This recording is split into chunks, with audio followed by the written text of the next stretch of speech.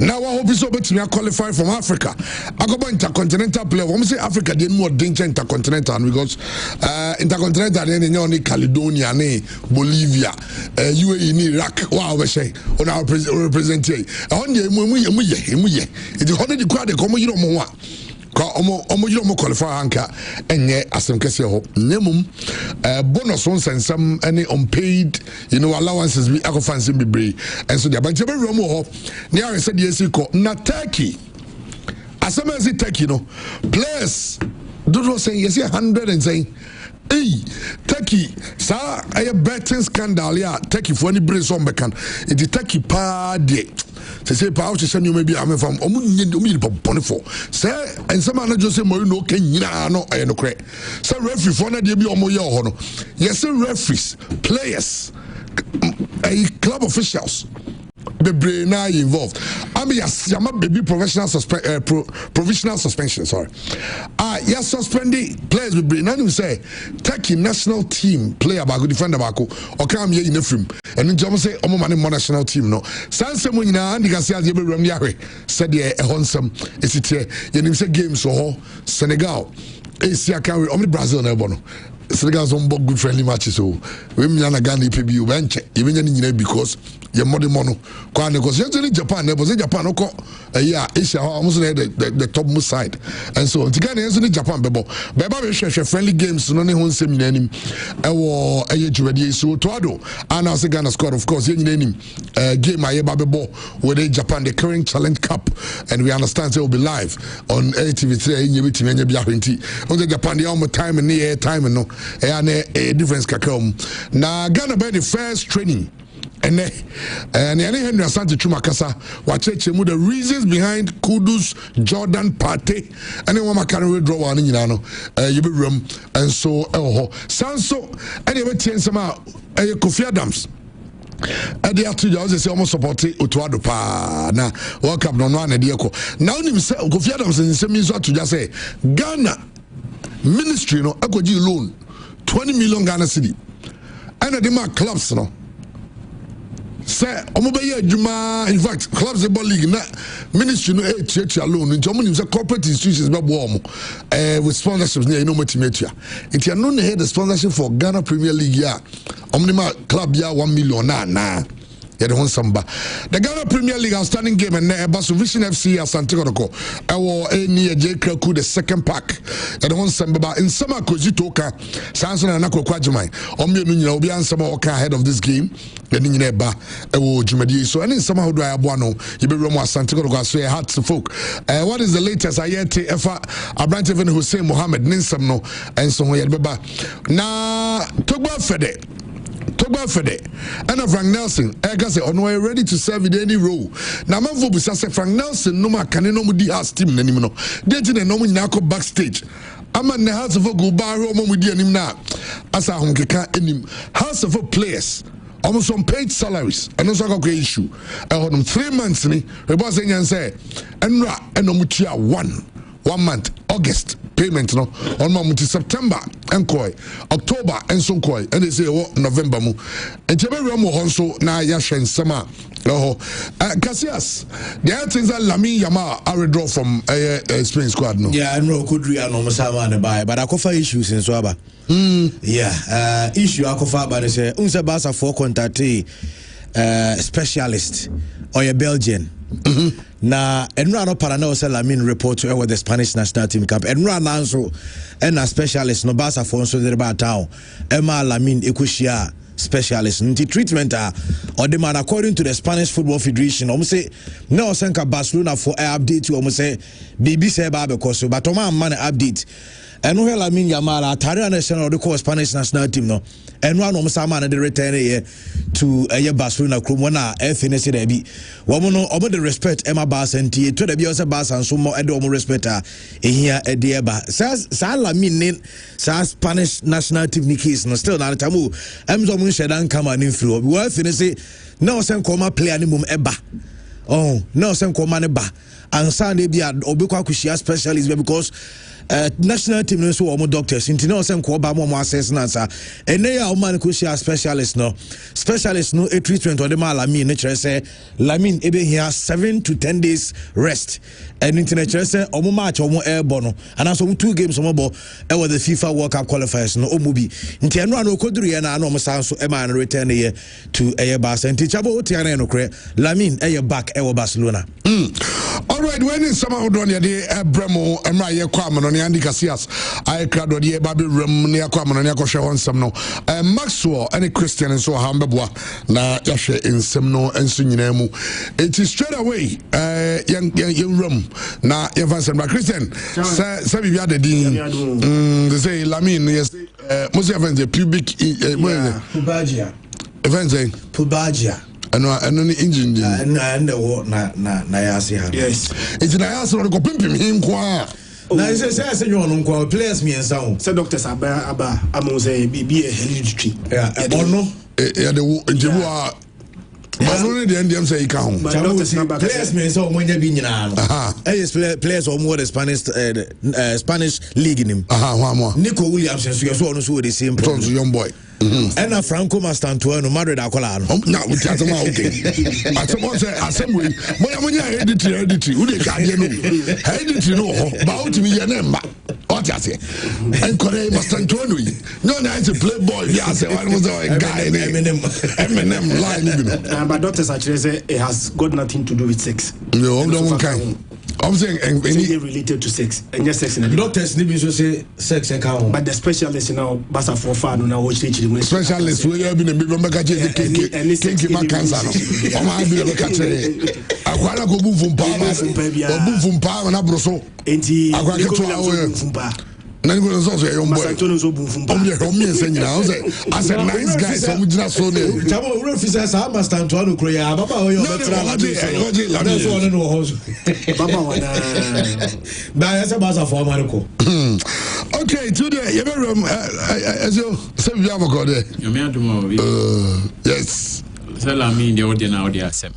World Cup no more corner the omoko. You now the one can guide. But I didn't have the yes on it. But we had the name because Master Antonio so enya bi. No the lami corporate girl. Omumba girl ni dia. All right, Titi. I heard the room amana go find some. You really said the aka nyina no. Ya the extra so amamo a pure 95.7 FM.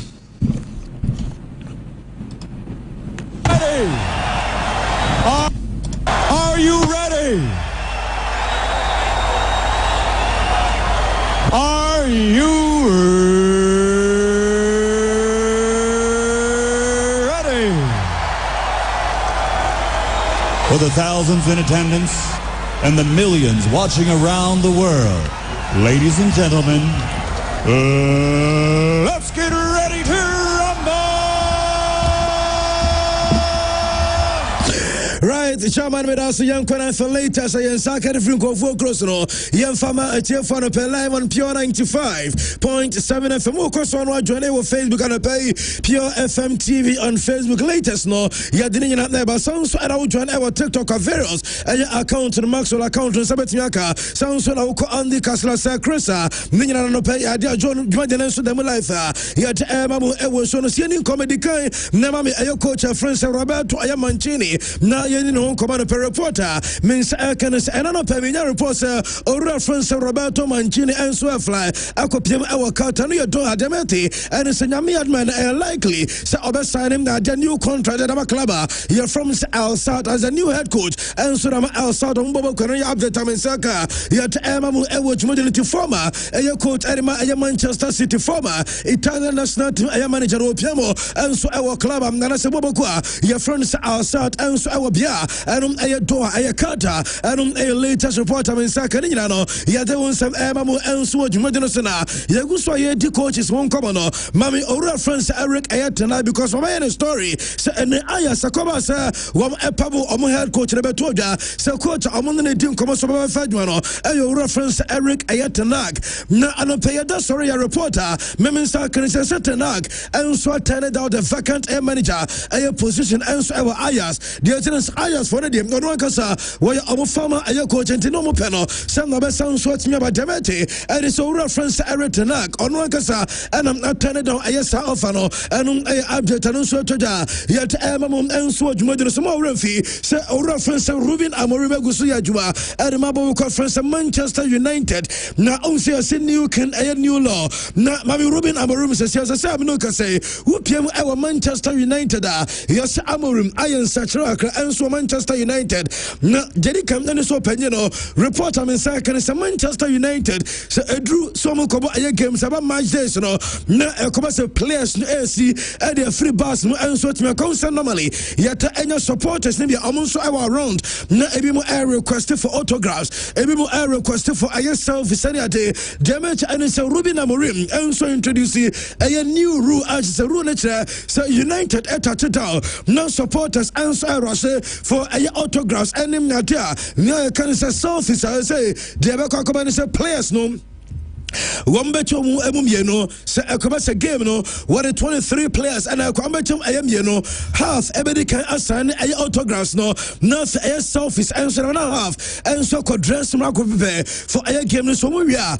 more moody can sign the autographs dedicano your phone game na more better now for the rest of the squad I call when unsign the autographs I'm also assign the autographs say they supporters and a new rope and your friend is Ruben Amorim and so our Manchester United and latest no ya didn't United to Muguswa one more and Sanka come and Manchester United club so far the last 5 matches and Manchester United lose game one win 3 and one draw 2 and latest and so toja yet Emamu and so Jumadino Sana Mami Openina ya fan some way already and Mauricio Aya Michel in Openaway who people and so Italy or Juma and so a scouting department at the Napoli one and a head of scouting department at the Napoli Omo club no debate and it's on PS Arsenal team no and so I contact Mauricio Aya Micheli Sam Omo Papenyo I senior recruitment aero and so Arsenal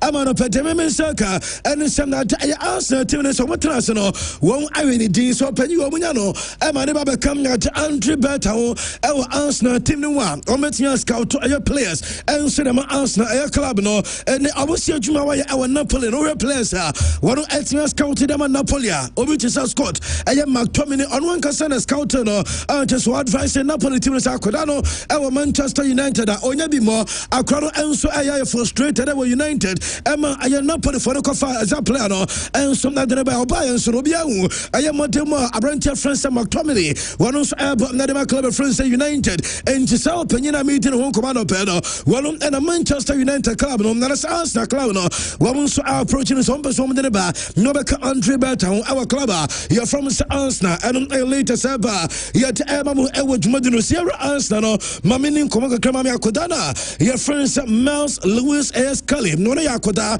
and so them Arsenal amu team na say Ewo Arsenal left back position one aye Ricardo Calafiori wo and air table so say come here cause matches no Dodwanano I Adam Brentona your friend is Ricardo Calafiori on a manager no and so I do professor be use say player no na mama fa we enter your say I am Miles Lewis AS Kelly as player no so no I FIFA World Cup qualified as a FIFA World Cup because nyame ya aduma and I summer of next year akrano and so a person Thomas to show the squad obe name for England no also be say World Cup squad no na oko FIFA World Cup no minimum yes I Thomas Tuchel I catch a player and say well here I am more a game time with Arsenal and Sana I am my friends England one I call up and that's almost quarter when we do FIFA World Cup the player no and so it's my part of your squad in the West and Arsenal born on Tanya do na emo toda no just ya draba you be from near draba I don't know your fan call World Cup I'm a Thomas Tuchel as a crown a playing time to do and Sana what we did FIFA World Cup the moment anope and it's a player no so no so Arsenal team no ma woman enso your imagine say obo kwai amana January enti player there so say I was a Mikel Arteta and efa kwai obetumi satisfy kra no ama Arsenal obenya games be enso to ball na ebeya dene because I know not just Ricardo Calafiori I was on Egotranche not just Mars Lewis Kelly enso to ball and later Sanem Saka yet Emamu Ewo Jumadene Sano Penauko Juva one player Canan Yeltes on Yakra Osina Camden Sonoma Juve a team no Piemo and so Ewo Omaya friends said take him Kodana says I attack us national team no money Thomas Sonobako any player friends Canan Yeltes on ye na Demetan of Penny says on say Juve for air for the new air contract says Yamano Casa Cameron Nisika Waje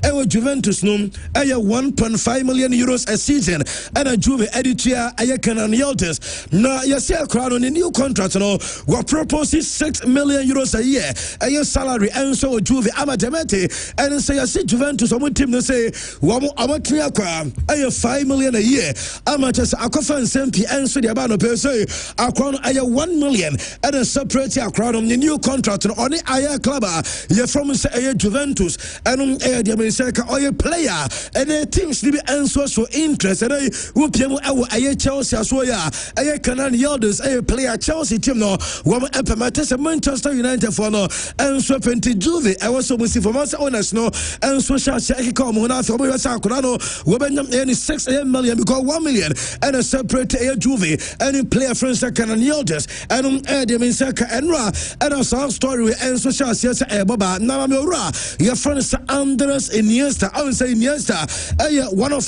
their former players and I say players don't wanna a bad discipliner I am very disciplined one or your players to be a problem was some now and started by us and yes open your friends Andres Iniesta and face fraud accusations are there one say well deceiving a Peruvian businessman be just about 500,000 euro says car and ababedi or friends Andres Iniesta amasa case no and so police station and demisaka investigations such as here na obitis Andres Iniesta parena some no deceive you bisa and so bobia genetica name many report Saka yes sir Peruvian businessman a report Andres Iniesta and the police for amateur investigations and so I shall say ebanina no yet won't come emamu e wo show no so no piegusua yet and some by the Barca good news and so Mabasa mami goalkeeper friend says Juan Garcia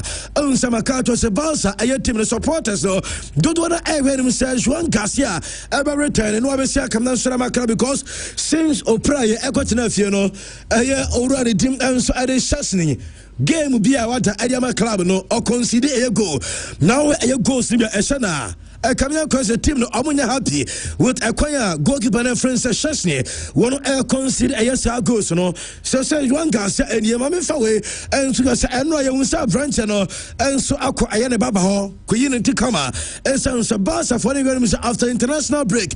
One game against Air Bilbao, every gamer, a branch and amnity and so added Juan Garcia and so by return Adama Basa, a team, and Ra, Mammy, any video, and I will say, or call the Baba Hodama, not just on Unity Kama and later Sanin Swaba Sansem no yet Emamunti Basa supporters a religion and Cinema Bas Ayatim Soko Piemo and so training cross Augusua warrior training din at Ama Aya Barcelona Aya Club no Aya branch friends as Juan Garcia and I didn't want some answer to Tuja Ewo so one Laporta interview and circle so now opinion is simply Aya Kotuja first Mami on your reference you must because I know Yabeti I am come from Monday and you're able to your Messi Eco PMO and so I was the new Spotify air company and I make a just a report I would watch see ever say Messi no say same night of Basan Komabo said MLS a season ever we no Obabo best a Bosume no Makumaku and 90 Kunum and I'm a boss I have no short term air deal Messi ever Boniana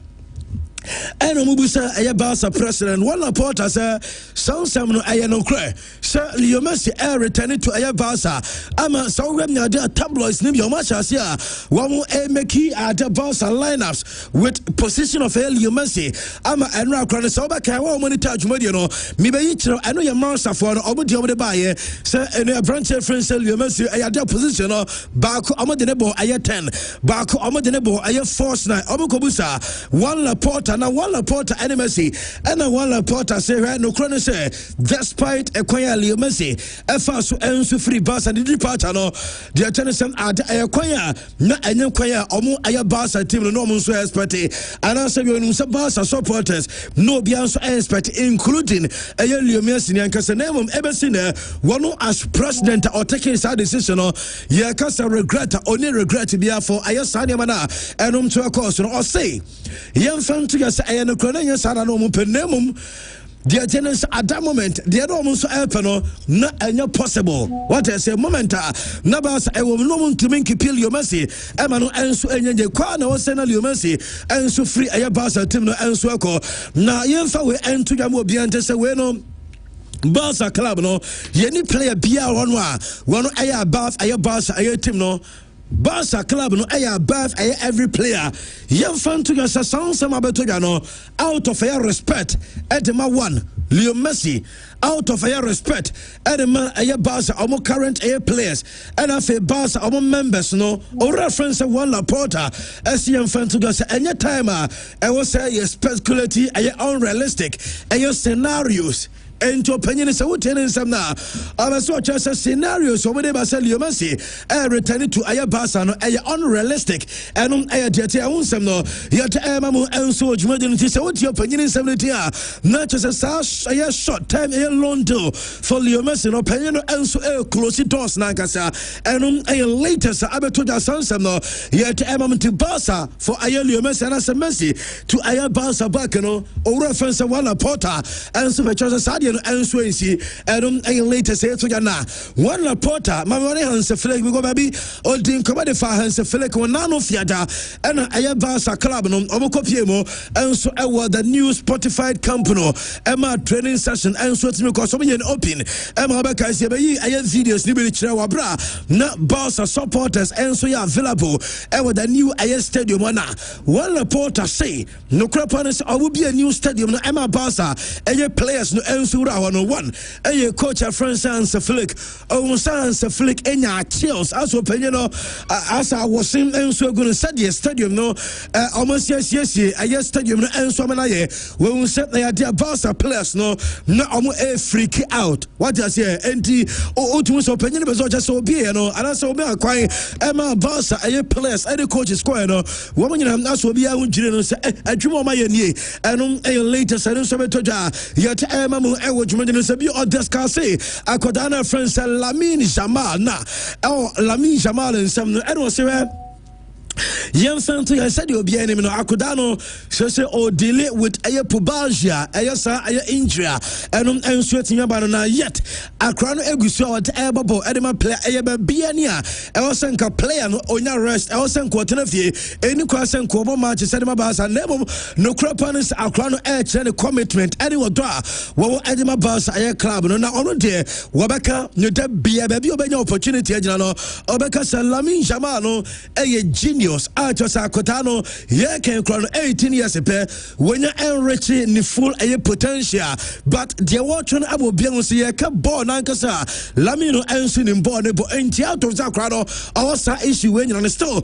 We'll go so on the Ebabo, Edema Ayabasa Club, no, and I according to Pena friends of one Laporta, and I'm also adding Comedia for Laminua, Yadison, some and Swademamu Edward Modena, Sema Africa, not Yamadi Komaka because Yami had my few and I'm I can't say I had a playoff no walk up a playoffs no and subetin yaba na mame I fishes no na enra chamo enya buche echechebu kama sadia parents no and so to because ya draw and you say I had parents no and so banan kwofo ntiase enra chamo kan nya buche echeche sansebli nyina and so the chawa woman tajwo de bia unya wontiase na I fishes no and sadia nema ebesi akonya me yad motra sadia sia kano I had Nigeria when we came against versus Gabon and so because later and Yebenya Ayomina you're from say DR Congo and Cameroon one so much and so betia course as I say some much ever so Yami had more Thursday and I could find something and so the Nigeria a camp now on say Eddie can start here with a hotel sense and wabra I ran to friends Alex Ayobi and so a video just a hotel you can say all a structure be built means one ma not just any Kakrawons versus Nigeria national team no able crucial game say and just a hotel on the Wadanchemu by from the NSS just NFF no just a hotel on Modano I don't know the situation is a baby or a place that on there or I come na mami fawe and to say calf and so outlining and so the 5 key rules and so about said na World Cup qualifiers everything just say playoff no debate and go for the by say normal end to say na so say cover for before kick off playoffs no one say young friend to ya say we key rules I was so be and so yeah where so no any neighbor say playoff no one and it's a commercial game na a tie after 90 minutes the chance extra time and so it's ya cause extra 30 minutes at the account so extra 30 minutes no edru na yenya winner yebeko straight our penalty shootouts na just the penalties no and so choose so winner yemfa and to get teams no obia allowed say 5 substitutions our regulation time and will be able to hear the challenge the seat substitution one permit wabra yabako extra time tiamfani say Nigeria and Gabon yabo 90 minutes new year na koba say obia and 5 substitutions so mo extra time obama kwan e just extra substitution and so to so ebio obia function team say yabo qualifiers no na VAR you see them playoffs no VAR one ever use VAR Sadie, I am not the last time I ever qualifiers no okay. Say Ghana, Nigeria, VAR, Jumano. One see players no VAR and so decide all moments. I don't ever. You don't have Mamu Ewo so now. I say and I am Nigeria. I'm camp. I'm Nigeria. One I Timbers no because I Timbers Abesuo. Yeah, train I player so meba. No just I'm for amateur training session. Of course Timbers the SUO for a long time. Na aye players no baako kura NC from aye just aye officials no coaches no baako kura enso ntimi NC from na yakobu sa adan ana akobie sa sana yedin command ani ekoti Nigeria players no womo enso any coaches na decide say womo enkofro bas ne ne enkofro ne kira enkonkoye aye training adan womo se best 30 plus international matches bonuses and for entry one Muslim test away to crown a dirty back before 2019 African Cup of Nations to place the beyond and I'm not gonna say one any national team will be one I am just bonuses NFF no entry bonuses no more now you said the amount I players no almost say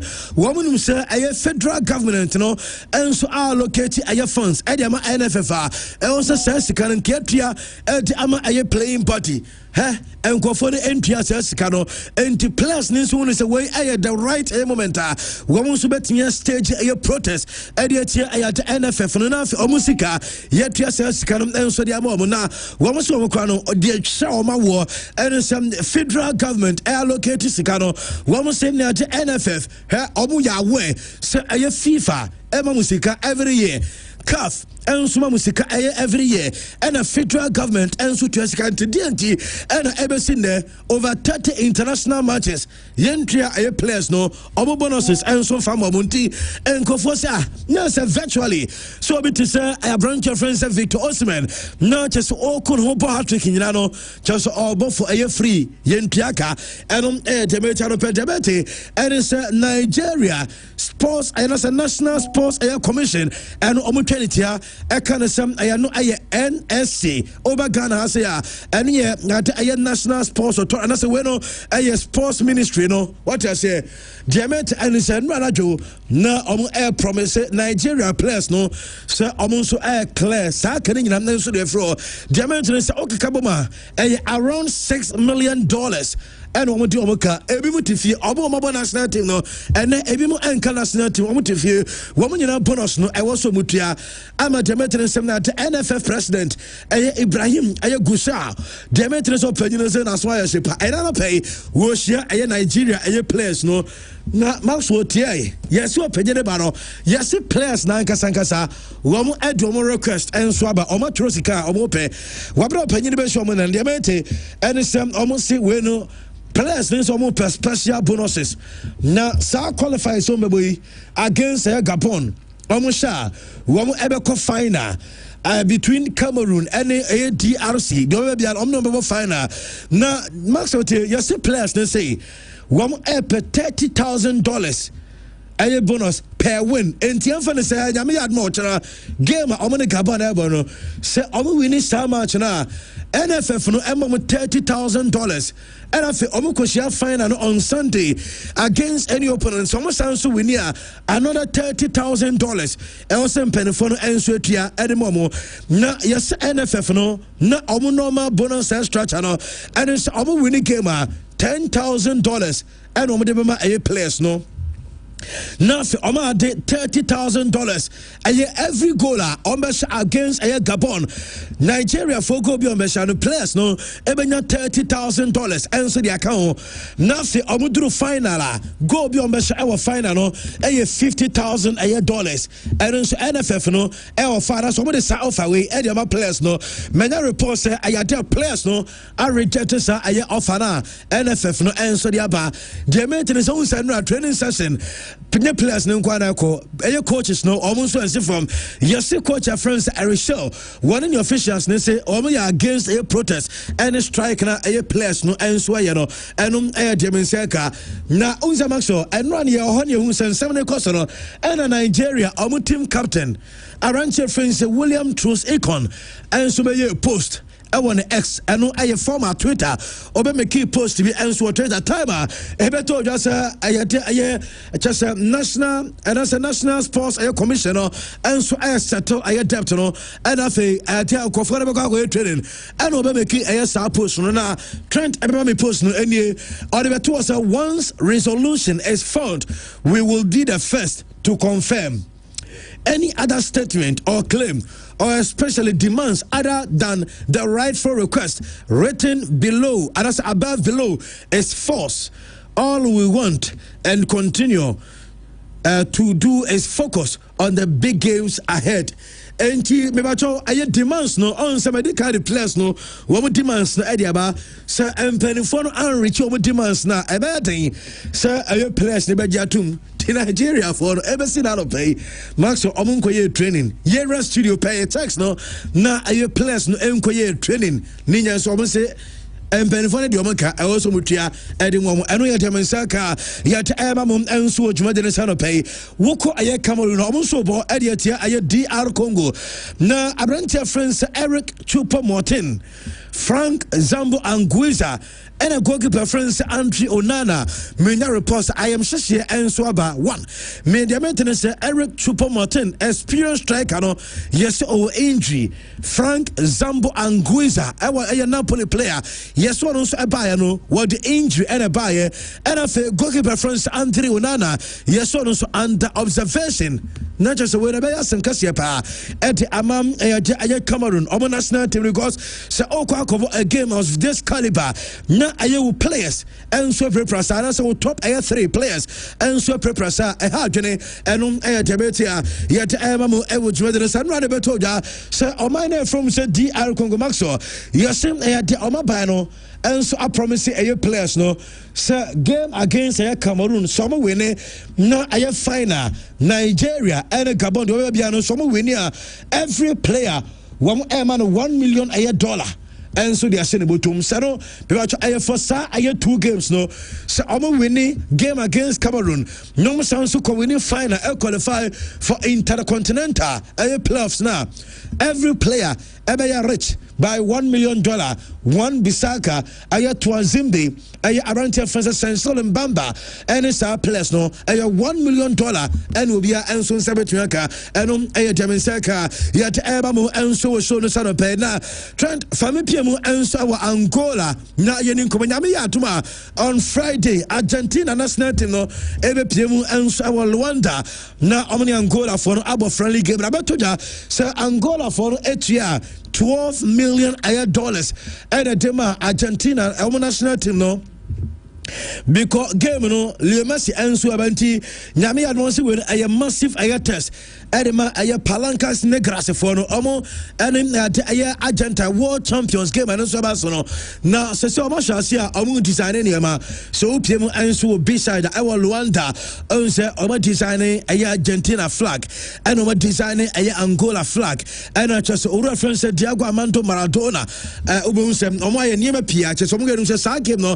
and so aya game omo amfani agrokra and aya latest amensaka yet mamu ewo jumade se no ade komo at the Genesis national teams you see for a FIFA a World Cup no maybe a 8 almost training kits na the show na anopema Miss Spain almost said the Adidas on say 8 no maybe the Adidas one iron at the show mama fanto no say I omana from say Spain one so the no Adidas for also the first time our players no training no and no be training tiano and our boys no and so and done ogo and I share there or there but the power kubas no and Obiana Bore de Kama, one answer about training session, and so to me, because I said the Cardia Tuyano, Akodana France, Lami Jama, one Essansuman return back to Aya Barcelona and Tibinoka say, Lamin, Aya back our Barca, only Aya Spanish national team campo, the players no training session, and I will be able to screen Sena, Unim Diana or J fans a power player, what Gini D and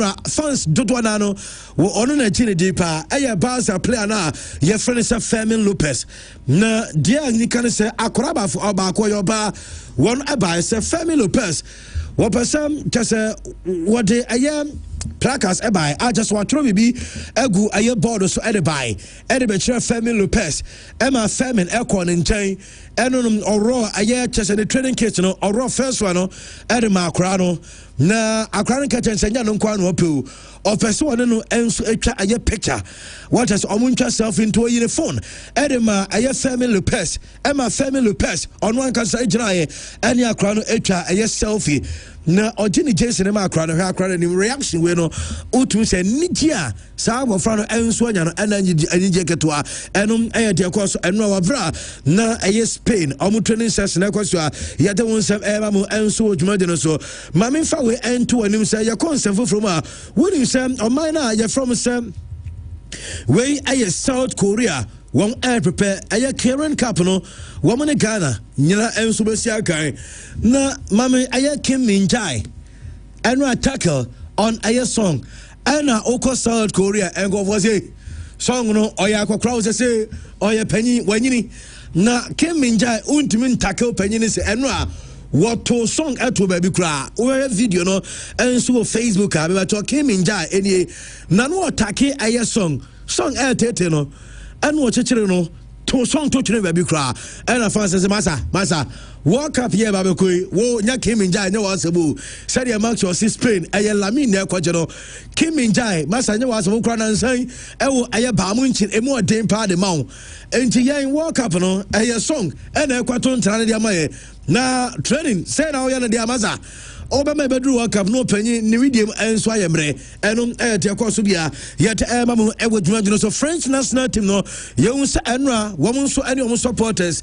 eni je kakra enso team ko so na yeun se aye fans no on se France na se obokwa aye open training session ene om ye edema aye team no nti wom ema kwan ema supporters ni nyina enso ba na obeun se aye fans no any players no na just say aye to mo je autographs any selfies I would do players ni nyina enso no me available have, including Omwa, Wamu Antian Treminia reports Eduardo Camavinga, one training, Sanso and a Jules A. Kunde, yes, on Nemo and no timer, na Omubia was Omana fans no entertainer, and also many interactions, no Omina, and fans no interacte, Kama, and Diaba, Yat Abamu, Edward Modino Soko Asna, the month of October, player of the month, Asan Swako, at Amal left back. And as I'm now defender center back now, your friends say Gabriel Magalhaes. You say Bosuma Miensa, the first player of the month, Ekoye, Edema Ricardo Calafiori, September, Ekoma Gabriel Martinelli. NFA October and Swako Ayama Gabriel Magalhaes and the players Miensa week and Arsenal one and player of the month so far November. Why and a Bekodia Manaferi Ashasia and Diaba yet Ebamu and so Medino so Mina reports Adimola Lukman Minoka say oh I am Morocco our Rabatawa and Obabu I am Nigeria national team Nemo Jamete and it's a Galatasaray team no Epesomode Adimola Lukman Ebeka Victor Osimhen ho ewo aye Galatasaray omanya ntiasa Branton onye happy and so ewo aye club of friends Atalanta enti animanimu ompesomode player no and so epiemu and so ewo aye Turkey na fi obesiaka Edema Galatasaray wo aye club na no demensaka yet emamu and so jumede no sanwa ewo aye Turkey wo aye award aye 2 players Abrantia, your friends are Gule, and him a Kenan Yildiz. The American say Emma Turkish football a promotion awards. So and Kodano say baby I'm gonna take Adrian Swako rest of the world no a come in January one award this a 2 players no and a Demensaka yet Ebamu Edward Medino semester so would tell me I don't pay na I am near you can say Gramafuma power no aha sa plate no sa tete against seed no tuntum no kese no bebacho so will be na e will good air condition amestro we almost say air tonkofo no air to we almost 70s and 80s high life and afrobeat air records no and air to almost strictly African artists and kwandi and moto no almost price no air pentagram of power no what I say I just say 70s and 80s high life any afrobeat records I was so maybe about number we say we must make sure say it will good air condition I just say the original air cover and air to friend number we answer WhatsApp is say 0544 055 355 0544 055 355 about your phrases say na one ebeto and so am our cash and air the number review 055 0544 055 355 0544 055 355 afei mamenka say first bank aye Ghana omo de unu sama cartos omo guso omo cha 500 Ghana cedis aye na what be anti de obeye and so over download the first mobile app and also be use aye code we *894# now there your transactions until 30th November o akwenya so be 500 Ghana cedis and your first aye bank Ghana na wo ye no nya aye problem there first solutions it was 0596921921 now in perifo and so in common say na bibia enya kama enfama mamenko say a TK Boache electricals adaroma so say chroma say the omo and about tropical cables I would do nyina sizes nyina omo papa e wo maso e ba to frɛ a TK Boache electricals wo mo e wo cables no 1.5 mm wo mo e wo 2.5 mm wo mo aye 4 mm 6 mm 10 mm after 16 mm nyina omo bi after electrical aye ceiling and as a ceiling light no electrical fittings conduit light street light sound and spotlight chandeliers and fan light eka wunda no e TK Boache electricals and MLB wo mo e wo adum Prempeh the 2nd Street Malcolm Onoma and abe TK Boache electricals so number e 0558 597 633 0558 597 633 na wo no mo enso enkase say afei make obi am say M2S evergreen digital print for your mama so esan say omo na aba ma say kromwa eba digital posters wo per banners wedding any funeral invitation cards digital customized school cloth Friday wears sounds na corporate air cloth no digital embroidery printing eba invoices sending receipt 3D when you nyina no be ba cho say any dawo na mistakes enim no M2S evergreen digital print wo mo e wo sokoban aboabo kase cement junction Ted Obuasi Road and was 0244 893 544 0244 893 544. Now on the M2S for Enkasa. Soldier mentholated balm. Any soldier mentholated powder on Ewe Josso. My cat was a sabam we Yemfa entry. Yadesrasra. Na Uyu Subia. Wa we adwumadene obedrufie utum so wonam nyina yo ya odakora wontimi na obesa oda ema hoto ade be chena ho oden a me bacho use soldier mentholated air balm no o ye footballer o ye sportsman sportswoman o ye obi a chese wako work out e wa gym wonam yo ya use soldier mentholated balm aye come say soldier mentholated powder no so e ba be boa wa rashes air cell skin no aye sa balm we enum ena we so use bi na say powder we enu ena be skin enso ani ados we de de wontimi nkobo obi ade makwa and also protecting away a GC brand. You cut GC brand, so it's all about you. And na kona compel this is WAP a travel and tour for my countries or more and so good. One no diano and you say between Sikama and Ecuador near Cassia visa idea about the woman Yansa, woman Yansa Odiabra, Yano one Casa Air Tenancy, yeah, more visa a guidance, a quail befaswa, one Sabbath Yaka or visa documents Albania and likely a interview questions about Bananonia Bow and Tisa with him in school admission to travel air packages no air warp travel and tour one by hand on a camera say a UK air Schengen anasa Asia air warp travel and tour Kumasia Ubehuam ewa huncho runabout Sona Center and one more Accra air Atlantic air more Atomic Junction and a junction on some more German number Nefre 0549 674 103 0549 674 103 now uno and any corner bibia kama and from a yamo I am a dima for about clinic abaso doctor now at the time and I say I doctor time that's so Naswe and American for them a real quadia to an amo APM Ewachuma Agugo doctor Atana say yes how you remain Faku and found sense from double film and what be Emma Dada was IRSN Wadarisa Ewo baby Ewo Midima Fasway Ewachuma Agugo 0244 774 282 0244 774 282 now on a dock and so in Casamaminia with a Kenny Rose internet solution na daruma Kenny Rose any internet connectivity papa and sunye na unya fre aya Kenny Rose internet no one na twa watum kama e wo fie office unya internet our baby you see for live video streaming so Facebook anyway YouTube mo ya work from home no fre Kenny Rose and opese with me at the internet e wo fie show movies friend no e was 0208 282810 0208 282810 now no enkasa chamo say jiggy mattress no on so no request na and others no egusu a eba pa eno ye ashfom jiggy a mattress no measure friend 0556 579214 0556 579214 men kwada mattress a obeda so ro mabre ohonam nyina sa ya me bacho so wo jiggy mattress na obeda na wa fili kama borua eye ashfom showroom bia eno ne yesi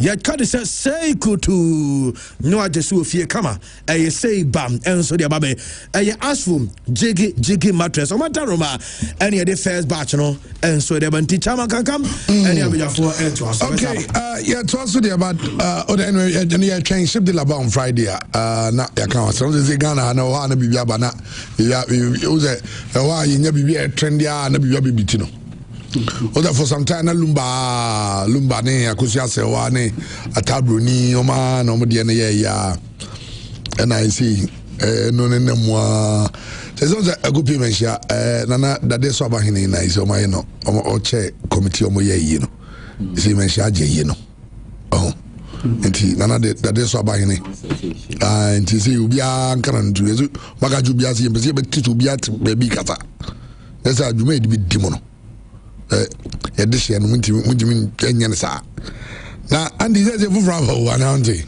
what's it no? Some. What's it no? Some pay. You could why Daniel Sonny and Tiasi BG. As the Beati as a move. Is it? Is it that? You know, on the da. And not to comprehensive report to be a neighbor. I say, Papa, no Tiasi crack as a MPB no suspecting no. Akran. Yes, now me say a report. Na ye, I think na ye Angel FM. Breaking news no. Anyway, who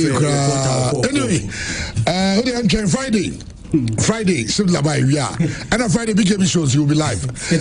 You're live now. You have some questions. Now you say, Christian, only so the baby bro or Ghana how my warrior say assembly see what worry no more combrema am connect so more worry. I'm run back on my warrior. I am ready. Tejas and Yawari.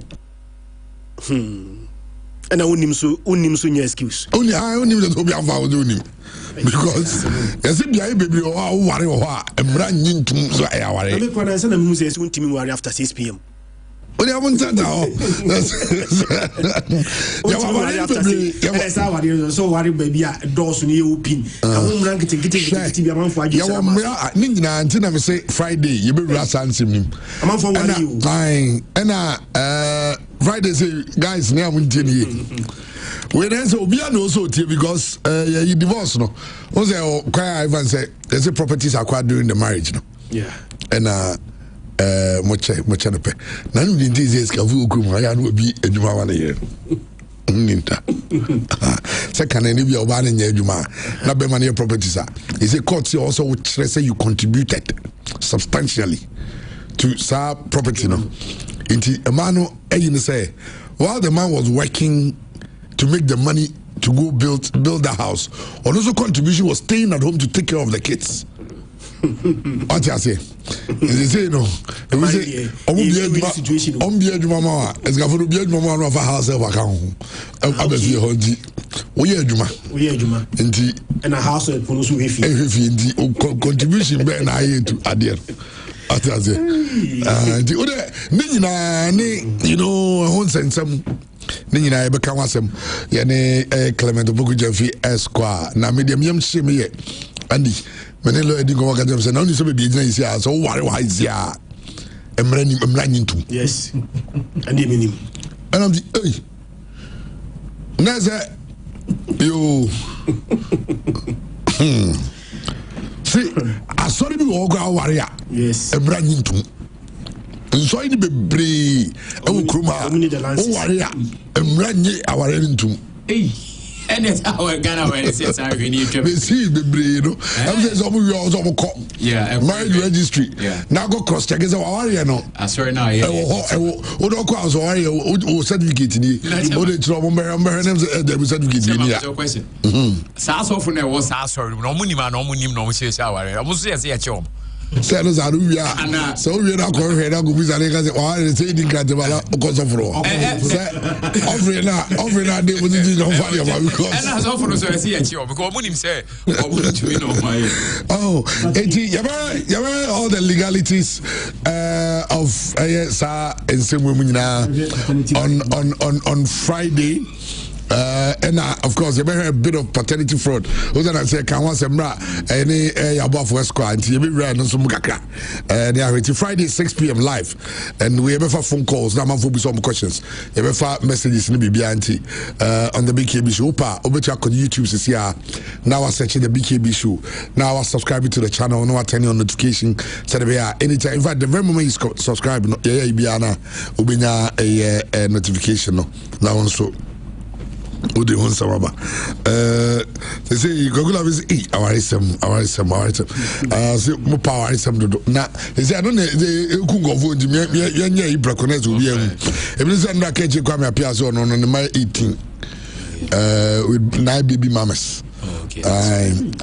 Unka artist bi na was a yellow man and how the kind I say 23 babies 22 babies elephant man, yeah, elephant man. I say a real bad man. Also 41. On who Pebby. Man, Aston Bright. They're not Bob Marley basis. 41. Oh, say 41. Oh, okay. Means we will be all 59. Yeah, sure. We will be all 59. We're gonna hear out. Yeah. What you say? Yeah, but see, I didn't hear the anyway, so now you have some you can share. I'm going to say that human now will be able to Nigeria situation on them say and also a bit of concern. Nigeria, Mejitum say DRC co work Apache. In fact, the last time they went to 1974. 1974 is the only appearance, yeah. And you know, so we qualify for World Cup now, a big deal. DRC qualify for the World Cup now, Chama, a big deal for them. but the metia masumia meche kakra don chama na me kasa mantini yi $1 million DRC no enya o my o musika o one of the poorest countries in the world. Me ba no pay me yes me check your GDP. Chairman, onum say GDP no 200.76 billion. By comparison, Ghana GDP higher than DRC. Ghana GDP no 295.12 billion. DRC 200 billion. And your Maya Supao, Chairman. Only South Africa, say no, by land size, Algeria and the largest African country, followed by ADRC. Okay. But by population, only second to Nigeria. 112 million. Okay. Nigeria 230 million. But a year many papa. A duty or maybe to say DRC.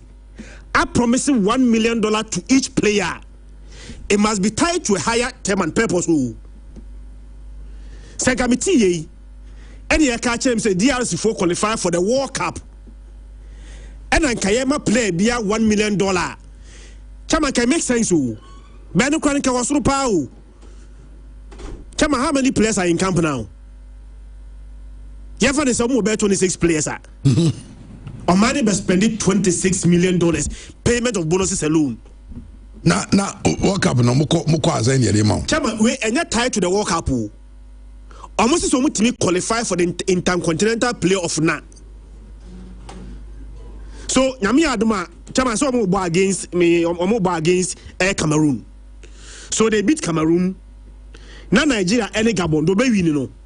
Na DRC SSI win na. Omo qualify for the intercontinental A playoff no. Chairman, that moment na no, yema each player $1 million. But the question is, Chairman, what is the Canada players no? Now omo call intercontinental playoff no. Now one team qualifier. What's the purpose of giving that money to the players? $1 million, maso. Yeah. And not qualifying for the World Cup no. Say omo qualify for the intercontinental playoff rekeke no. Yema each player $1 million. Now in person me read that economic as ye. Say ye $1 million chairman. Matini no much na say each player. But I specific. Say each player no $1 million. Me tia say kura me catch and say nka omo qualify ko World Cup no. And each player $1 million krana. Can make us a on the high. But 26 players in camp. Each player $1 million. No, I qualify for the intercontinental playoff no. Now so amount to qualify for the World Cup now. About $26 to $30 million no. Chama I go waste. And I'm very sure. Since I bonus now I promise players no. What your technical team? Tell me say Africa as a. But wait a minute, some more double. Wait a minute, sure. When you double corner, say on Majibi. I'm Majibi the same thing. I'm the same thing. Aye. 26 million air comma players no. Technical team ni na be 7 na. Chama for 7 million, eka 26 million. On mine na on kwaji World Cup no abeji say. Sika no money ma players no. Chama more than the obeji World Cup next year no. But me na minia what team no a chairman Gameka Jones we dey sika ba fie o tax no form tax na e dey amount say beji $1 million na wo form yanka say kwaji World Cup no yanka say qualify keke nyame aduma wo Cameroon wi a Nigeria ebo Gabon the winner no utimi sha sa winner na chairman beji $1 million even before you go for the intercontinental playoff no chairman o you guaranteed $1 million. Na me dwi won say chama enfa route MSC o memo. Just imagine Chroma say I yentimi ntua NSSK yentimi ntua certain workers bika na o man pani e compromise say SK we ya chama o be chase kana akoma players no but the resulting route no and I made you say if they are able to pay this money to the players now one shot Chroma no chama asumdue ma ho Because Obiabaka said, who was set carry to pay for the players, yeah, then you should have enough money to pay for Obia or the car. Nigeria case, no. Chama Sampany for say, what is the Nipa no kun and na. No, be say, dear send the sea, and nano. And yan asamu. According to a Nigeria players, no. Almost a federation, no, at the Omoka bonuses. I go back to 2019. 80 Sadano Peotina, so order sorry. Now, Tis a Nigeria 4 players, no. I see Yentu Omoka Omunko training. Chama, and because of the World Cup qualifiers, no more. A bonus, a pile as far back 2019, and a bonus of semi, a pile Nigeria players, they say, Chairman. Omonya Lentie, Self Federation, Ako the federal government war, Ako di bonus, Chairman, it come $50 million. $50 million now. Omako free federal government one no. It meet ya every outstanding A bonus, sir. Omodi players nika. But I'm on Masama Reho. Almost $50 million now. NFF na kwa jino. Emu 70 million naira unaccounted for. Ayira. Omuya budget is so. What's the African problem, no? Africa that's I say. I'm buying the chair bonus, no. By buying chair direct to the players. Federation it here. 80 member is a GF for kwa ba na this scan. No be chair my players, no. Nigeria Football Federation no akwa buy ho. Akwa gi $50 million. How do you bet your bonus? No players in this almost $50 million now.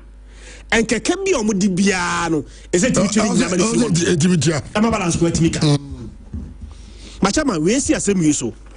This week, yeah, so kind of a Sunday Ulisse. One of my favorite Nigerian players, no, a Sunday Ulisse. Maso, or some qualify for World Cup. You are more World Cup in the I'm sure say a Ben and World Cup. FIFA and Nigeria for $1 million for qualifying for the World Cup. $1 million. It's not $1 million. I know the preparation now. Yeah. And almost say Omni Federation agreement say Omuches Cano 50-50. Kama $1 million no. Near 50-50. $500,000 equal place no. $500. Players that qualify on more qualifiers no. $500,000. Not $500,000 no. Ako for the federation. Omati asiye. Omoda sorry the next year. Na NFF no. Egu team no. Oti asana mention say. Federation na good team na. Obeche $500,000 no. And we keep pieces canon. You gonna know $500,000. It is so many $500,000. Ebema players like Wakocentino. Having reached an agreement, you know, the next day, no, na NFF na good team no, or good team no. I be seen good. Sa $500,000 less than no players. The be seen man. Omo more. Scan more. 1870 Nigeria for ne France say omonia bridges kana. Chama the question is omo anyi sikane na da baby. There be our case teacher for Ebeko striker. Chama time me ya. Time and grab prepare for exams. Doctors for Ebeko striker. Tama ya de bia ba epidemic bi asia omu hia pa no. Sam no Ebeko strike. Nigeria players now strike by now. Chama say Afcon qualify we. Afcon no play your minus ah. But World Cup we know Nigeria and Kobe be omo ya. So the best time for the team to strike now. Chama Amri.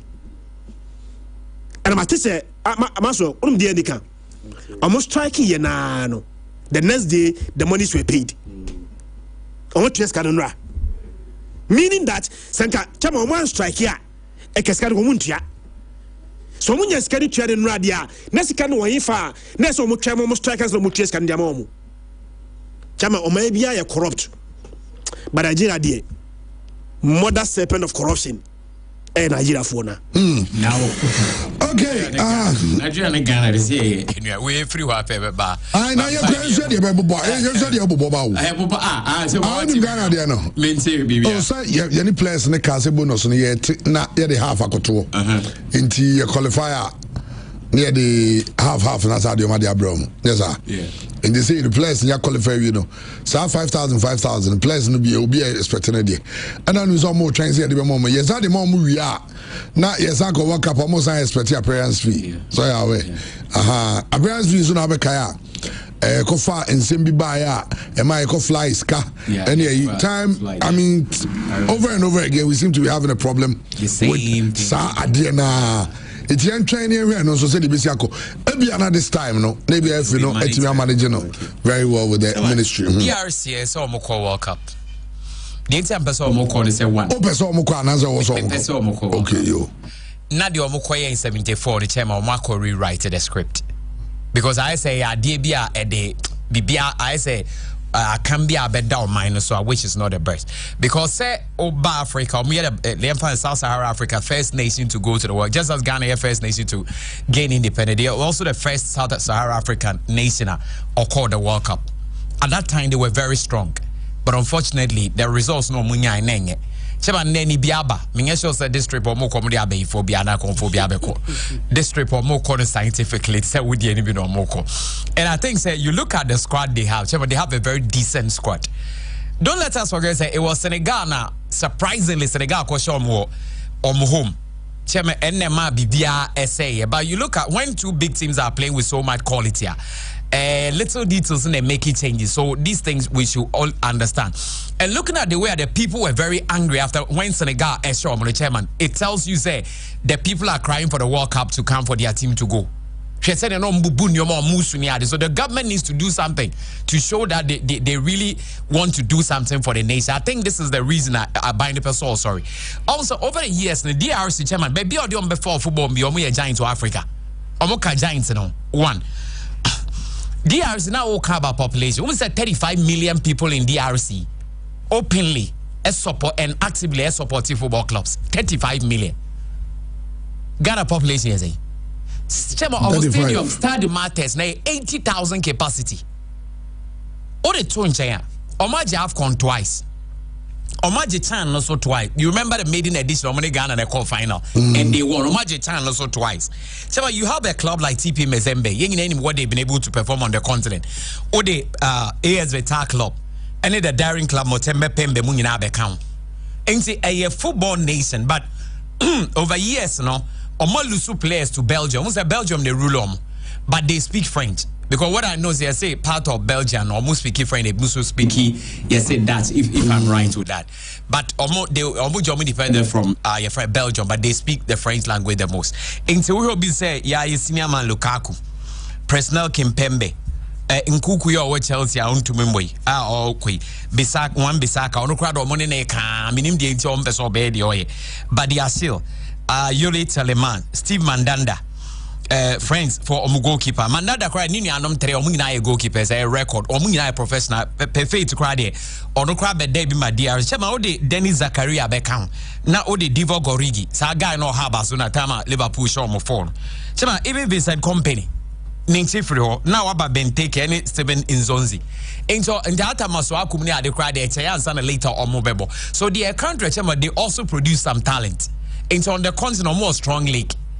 Even a ma born or cratipi Mazembe man so every man on the halfway almost so there. So every box piano almost take it. So I really feel like the Akane say they need to go to the World Cup and make sure that 74 history no more writing the chairman on be rewriting because countries are qualified for the World Cup first from Africa. No. Say Togo no muso kokon bonus and a Togo into be angry, but Angola were cool after losing 1-0 to I think Portugal. That time Portugal showed them 7 and 8. They went on to draw their last 2 matches, and it was very okay for them. So me peso mukobi na omuri right. A country no Christian now can they are rich. Africa country be anu oyepo.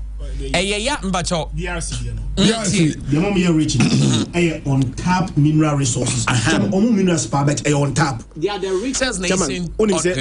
Sika inu nsem no nya and once the minerals are not tapped, it is not the resource.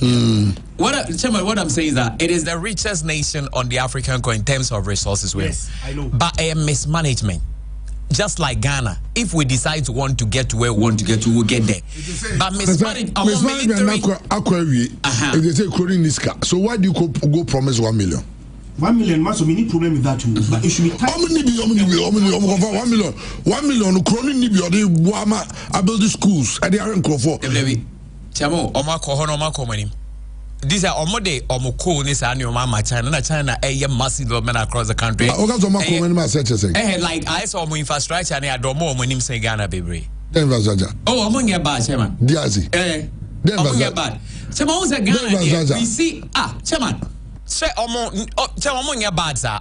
The country. But what I'm saying is this. The country is considered a poor country, not a rich country. The mere fact that China vote to and Ghana is going to do oil there now. As we are scanning it and go for never. So also your Ghana, you need dual carry trail link any your friend say any city or Ghana. Just say we to say Ghana you could see. Because any country this state only dual carriage link any city no you could see. But oko cancel Ghana ni bia njindi or no nyadwe bi kra no but that is the reality. Other country chema ye wa ha ye fi so mu ne they Burkina Mukra tra ho she chema ye hwe Ghana so bi wa outside na oka Ghana football respect yenya yemra Ghana Mary Stadium Burkina Stadium kra Ghana ni bi. What I'm saying that these countries, no, almost but I'm not saying that they are not a poor country, they are. But look at Ghana, yes, your situation. The $100,000 we pay for every player for the World Cup appearance, no. So they compare economy, do we have to pay that money? But when the time comes before football in here, we find my need to pay. Chairman Pachoso, what I say?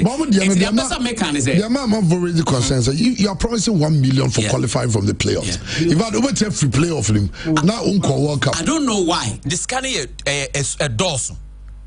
Maybe a dorsal be brave. A dorsal, but minimum why? Maybe I buy also feel say that is the way on also be to my players will be ginger because the idea they need. You go the extra mile to want to get it. Okay, see our Ghana, say the year can nurses near the. Say, Buani and Dia teachers and nurses, Gaba blasters per boy, ye flies caco. And we are doing the same. We are doing the same thing. And maybe Sikano, government, any workers, public sector workers are going to agreements over to market by 9%. Yeah. But let the same government promise to blasters each player $1 million. So 9% now public worker sector they will begin to route. Yeah. But the Congolese government, we've not had no report up until I said in Morocco. They said the Congolese people are they be say you're reading from the tablet. So I mean every Congolese national want to see their team at the World Cup. Chairman Bachawati I say. Now, my question is, it is scary with my place now. So I'm Bacho. I'm qualify. I'm Bacho. As of the KB at told Debbie.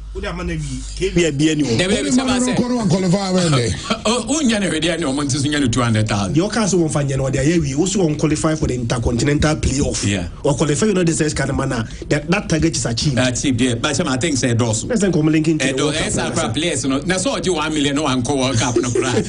Oh, you hockey. There be a Dosso. At least on bet to pay $200,000 cry. But I feel like DRC should be at the World Cup and rewrite the script at Omoko right saying they are very strong football nation. Me feel say no money so ababon who be brom pesa chema Omokobi. Well, also because of our French-speaking country here, you know, and say what are the reactions, and there's key reactions, you know, almost say the focus on the money itself, the Kwame Kofuedja. Say, I mean, why should they even be thinking about money, not just qualification, but canon omo they promising. President Felix Antoine Chilombo. I say I'm a pressure banner so power because if you guys will boy, impossible to qualify for World Cup. And I said, a month for Jano. And I said that these are reactions, and you can go on the internet to read about it. Said a month for Kafaho. In fact, a lot of the people are not really happy.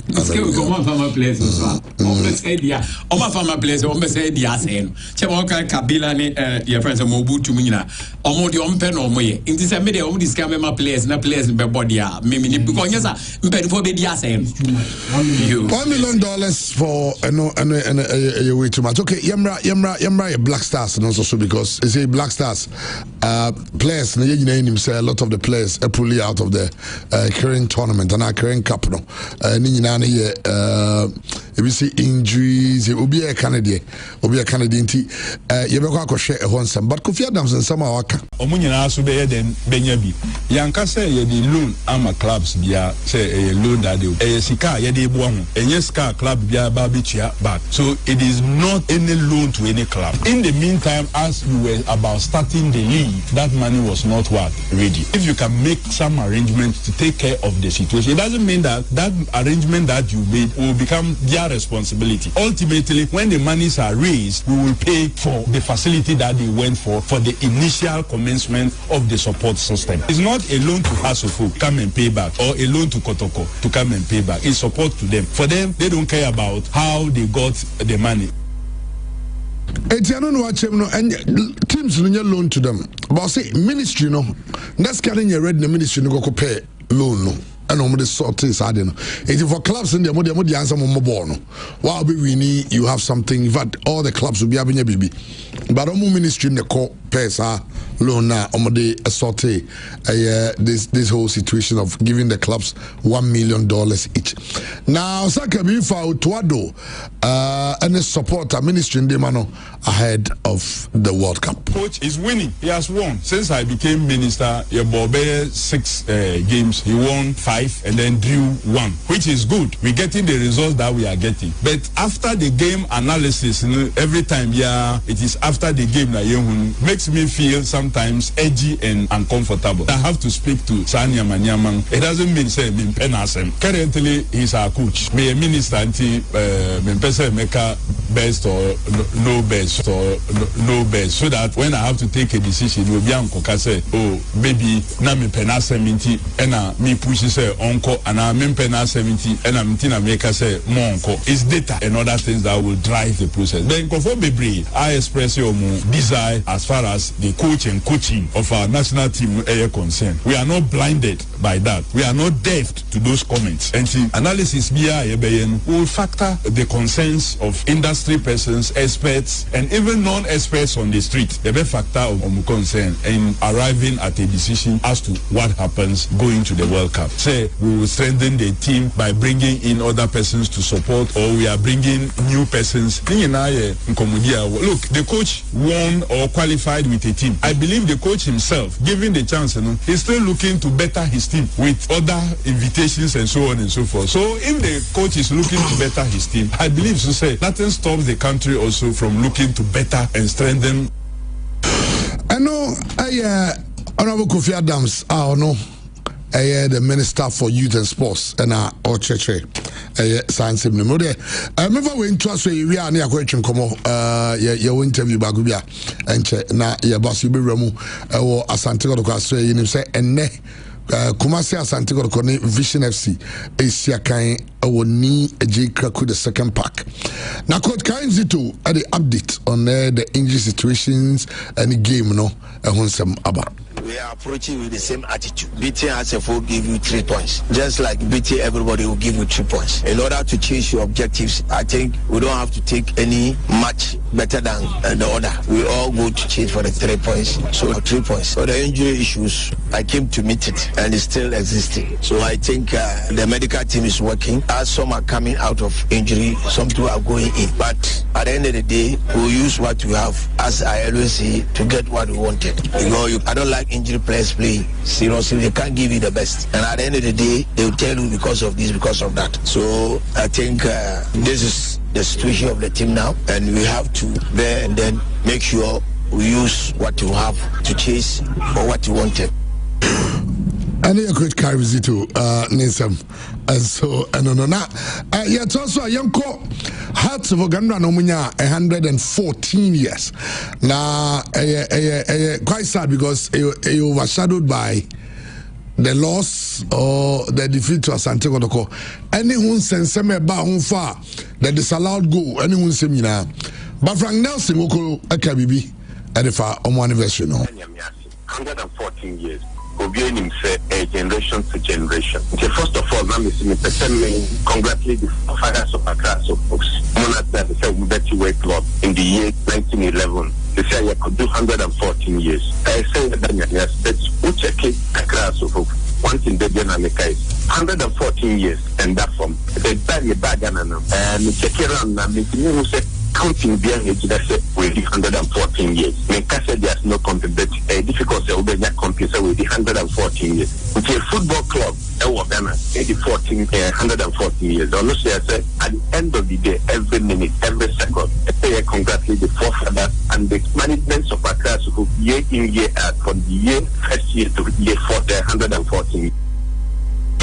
Frank Nelson, some no say, says you are ready to serve in any capacity. Say to work for the no who say and who be here so babeboa. Proud member of Accra Suffolk. The Piana meeting a Accra Suffolk and about a Jume and I do meeting a Accra Suffolk. Who frame me at any time. The Jumadan of it, my age is not in conformity with such situation. Because it's all catch me, say, you are my class of folks. Only the only say you have a young talent that we are trying to break off that will be able to take up the mantle of run a class of folk. When you are moving up in age, so you have to know that at the time later we deal with you. So that energy will not be there. So you need to look at what will happen at your and then stay ready for a replacement. Yes, at all times I've been a board member for almost 20 years. I know you're Frank Nelson and some no now. Okay. Ode yentraso. Maxwell. Yeah, question common answer. I was you question common answer na. Ya twaso yene empanyifobi ewufia the 10th Rap Banking Week celebration and the second ARB Women's Conference in Jebetrim komo afa ho but oni mazim yezi. Bet ya de be two ranty free. Nigeria and Mr. Omamba no mama boy go for her. Nigeria and adebisi ho. Papa bi abranti bi free mu. Na ofiri mu no ese betting and eku no odi obi sika na ekotwa okut enra hu se enra me ko fa bi baa ababa we bi o se abranti bi akọ hange ne ho because akotwa bet ama bet na obi sika na odi kotwa e onya ba bi o fa sika na free ene ehon seminar na we the new one about Nigeria de no abranti the bet no ku no mu si no the bet slip reka no it is ano on the coin na no oh god best slips no and omde gu na yi no say the tickets ni nu na eye no omde aka no and nti ye two mrantie ne for say bet responsibility untimi nya ya unti ka onko ngwa no wajai exactly ba untimi nya ya bet responsibility obi sika ye venture bet school fees ye venture bet light bill, your venture bet. Or rent, your venture bet. Yes, bet what you can afford to lose. That's it. And just say, Usike show bottom no. There's a free bottom. And how no? I don't know how to bet. Or the corner, you train common. And so I was saying, all right, you're paying for the Jake,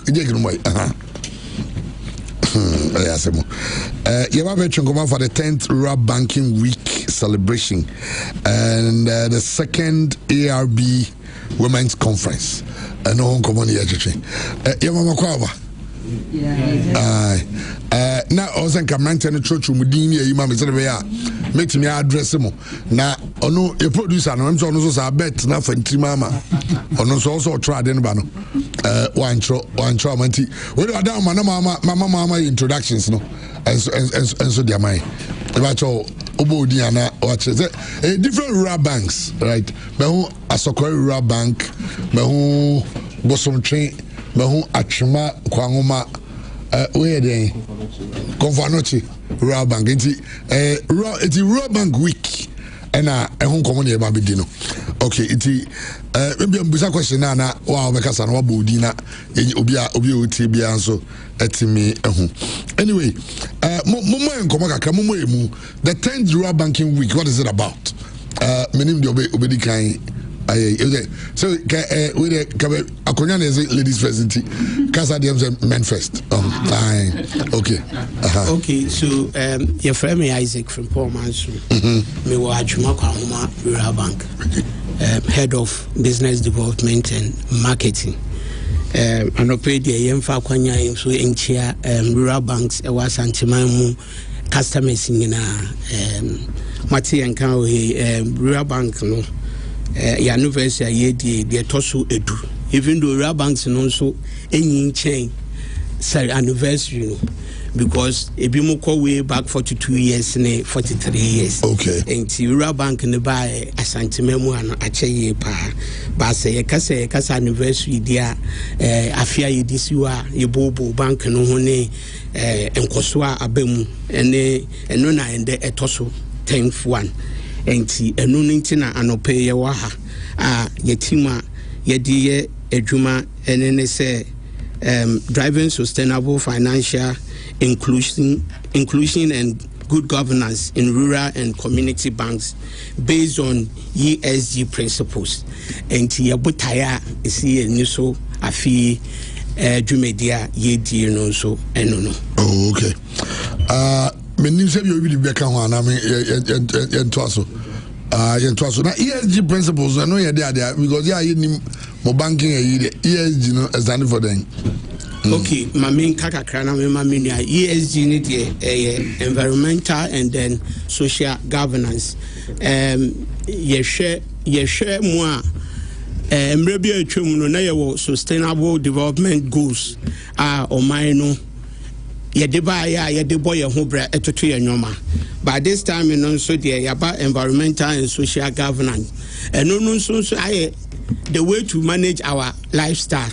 Into environmentally no and normal or say as a bank and I say your customers your stakeholders ebe faso dia bo mu bra ebe boa e ma say dwumedie bi o mu edibia no ebe koso your social aspect so and normal ebe boa any governance. Okay. So for example if I will go to environmental for example e kwanya ebe faso ya tutu ya yenyon me wa customer or your chop back. The bianon so kono who say Ubundia and Odu Soja. Yes, you said deforestation, no say, I dear hydrogen. Forest now you grew no Nisa, yes, Munoma. Into your quamben so not bankono. You bet to me so actually. And as I said, one say a mousika cry, Juma crana, and she said, Ben, the better who said Juma would you know about environment no by. So, yeah, can be about this year or mining in a soon. Galamsey. For example, I know be a boss me Pesca Quacoto excavator. Wouldn't so could to us as in us and a crack. In church, ben a rural banks no. You bet to me the church or more mutis are no more to me at Danny or Monsawo environment on Besseno, no more protected environment no. In a way no dear a lifestyle in 3 stages are yen no as a bank no rural banks ye this year and say ye beboa. Nessa de bema or mine economy no etumpon na boma ya sitena munu so aye pepepe enti basically no sa nyo ma me say aye kan governance ye ka governance the way that we put our structures together say be ya esisi anase obi infringe obi human rights obe kan ahye no ne nyina no ye de ntoto ye to ho say de be ya obi aye ni din sawoso anase bank na mu dwumadi edubia no ebe so eni na ye dwumadi akoso. So basically no this is the short explanation me actually. Okay, remember man so na monkana I want for quarantine the my voice near na memu ye de because my church mu ESG principles near said you also obi aye no but in ensuring say banks no rural banks in your be adhere to those principles no then na and also more ye edifa ho about your body Midin de Janita Boache, head of marketing Asokori Rural Bank. Okay. Yechia yetifu nyina. Obia jimoso. Kakra medebe kame brai ho na mede o answer no.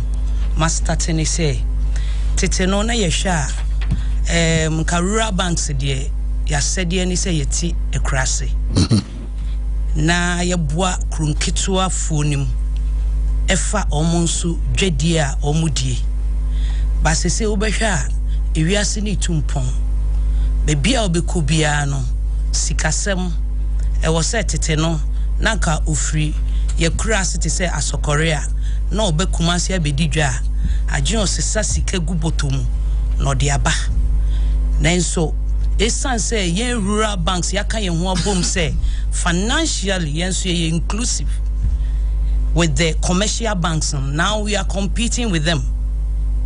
The entire makers are say ushe baby commercial banks will be say rural banks yen so ya bembi.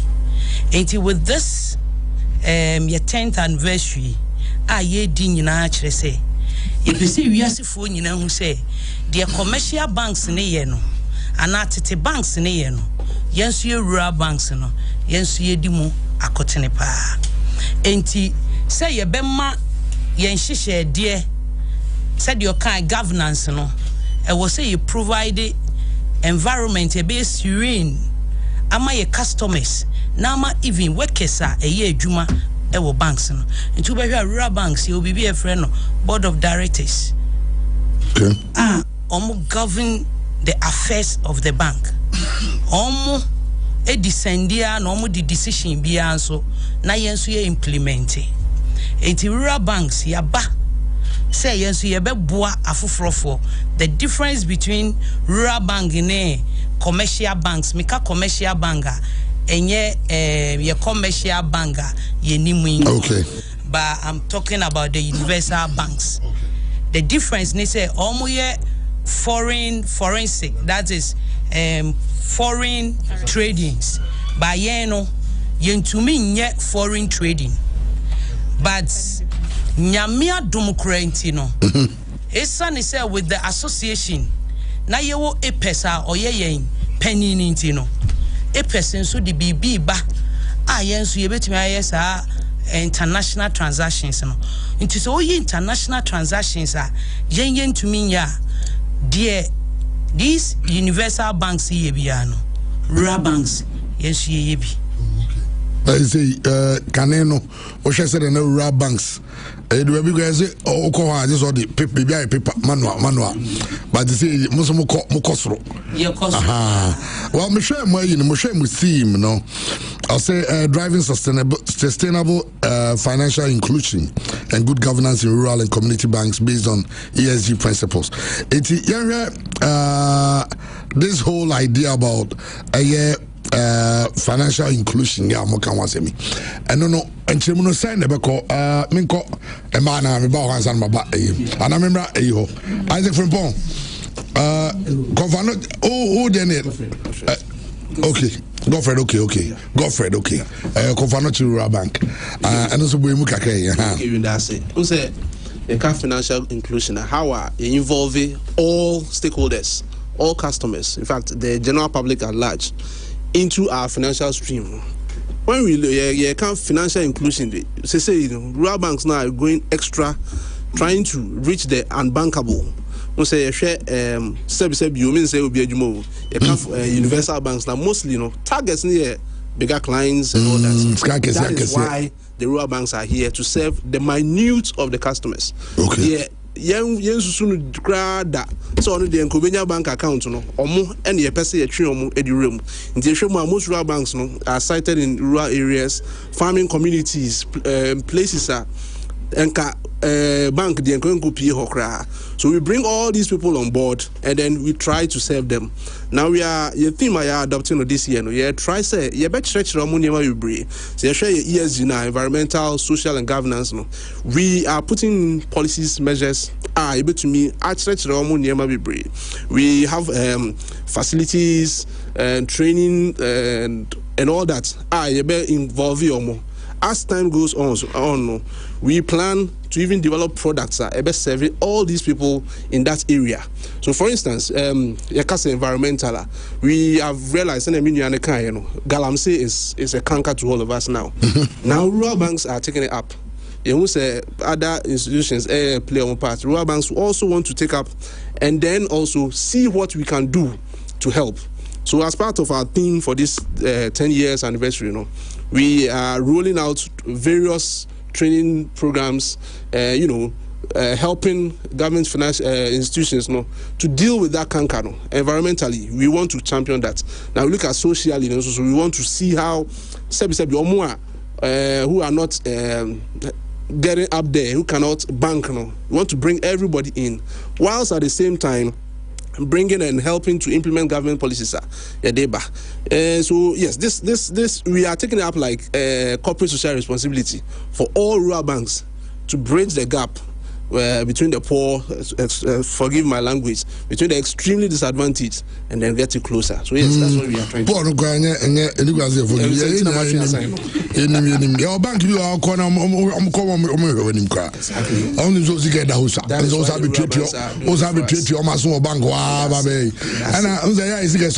do. Because scan brass and Yana, they have a 2 hour. It's rural banks and more one about. We won't say, yeah, we can the Bamu Kaka with this information because, and also your new Kufu Trim Kaka.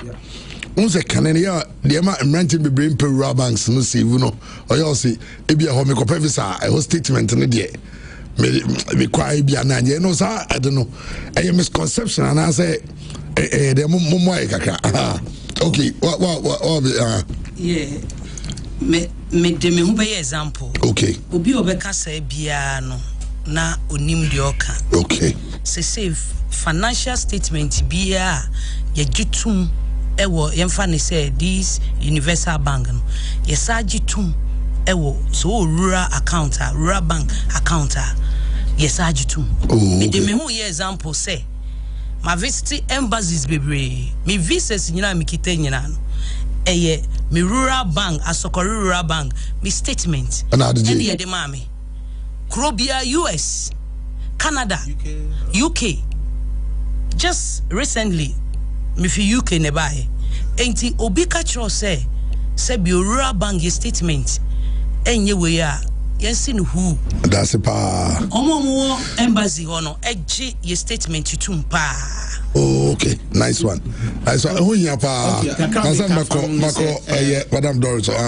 Okay. Now me aka ne no say okay, one, the kind of financial inclusion. The last time association data when they buy about 29 rural banks in Ashanti region, your customer is here more than 3.3 million.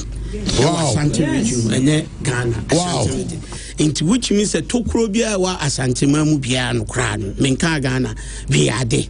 Into which means inclusion in there ya fa nyina and the two with the statement no embassy bia nu abefo phone afra rural bank bia bisa ne say mo statement de manim na ye papa na say nya papa. What they do is they will call Bank of Ghana first. Okay. Bank of Ghana too will call APES. And these people will confirm the statement.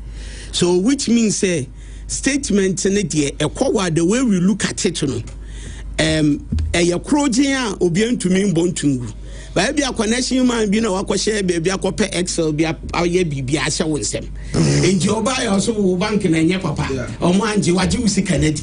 So if you really have a genuine rural bank and yes be no so be ma ubi. Na wunim kwan of fa so kofa no. Ah beka cho e bia me ko bank we na me ko jema me ukra wa hu e kwan of fa so je. O twa santro no to eche dia wan hwa ubenya gidie se sa banks ne je enye drabat said the mini aba kan ne die statement die in fact we are much me pa because rent ni bebre no on say obo ha ne the side na to the trim na Otuana aye bibi ho.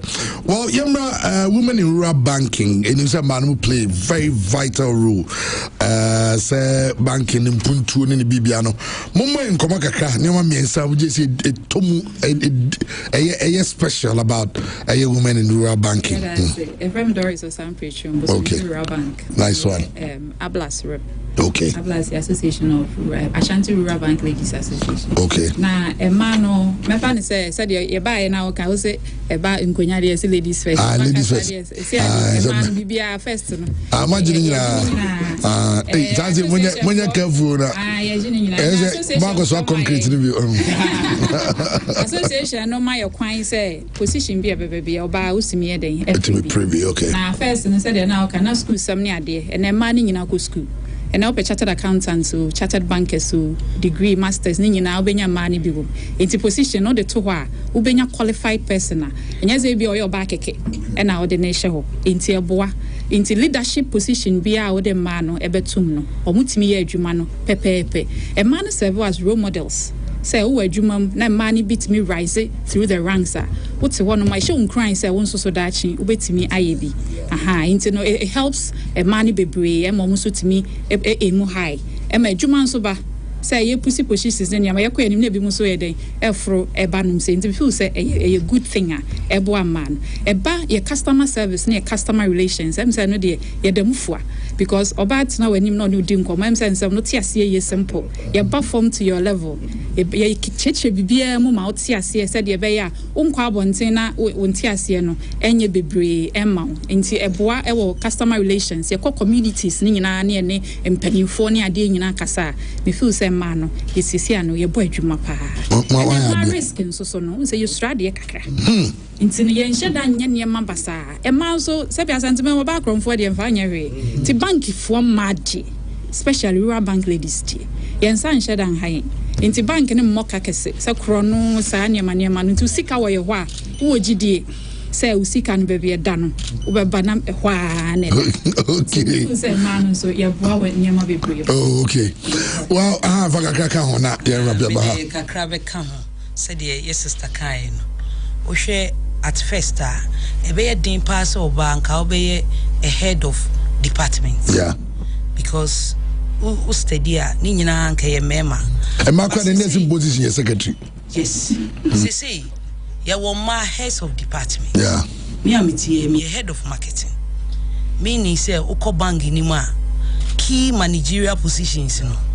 ye 7 na me ka ho bi yeah eti ya wo ma nso a omusa ye CEOs ngwa bieja manager CEO no oyo ba nice one any yes awo another woman bi ono so ye CEO eti ye hu say ni nyina no credit no most ni de bema ye maame na nakonedu Ajimai Rollins ono no ma ye hu say enye ye dibia na say ye position ni say ye betena kitchen ko a na emum no ye forge ahead na ye de anim de tie ememechi a ye betumi akonkan enye say ye ne mo compete say ye pese sabi ushu na metenemu but ushu no meboa wo na say o de sha I think say be quicker than say me ja wo nko an wa hye ushu enti ma ye ba bibie mu a ekototin ye bibia ye kama ye mpefin e be ye din be ye yi say wo beti say oba bi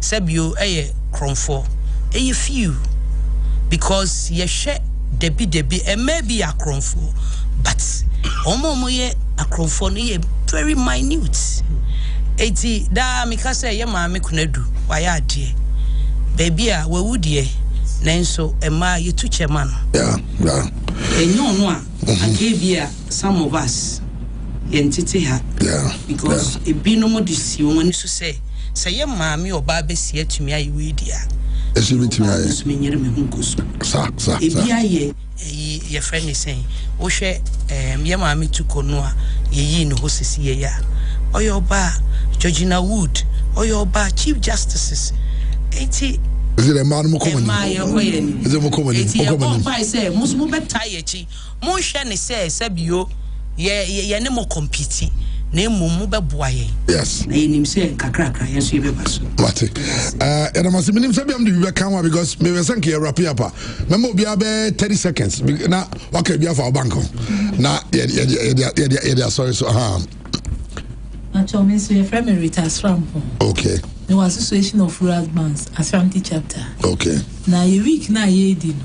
They started Monday. And they official luncheon. Okay. And then ye talk show all the FM station in Ashanti region. Okay. Oh, nice. We are Friday. Ye be kwa koye donation.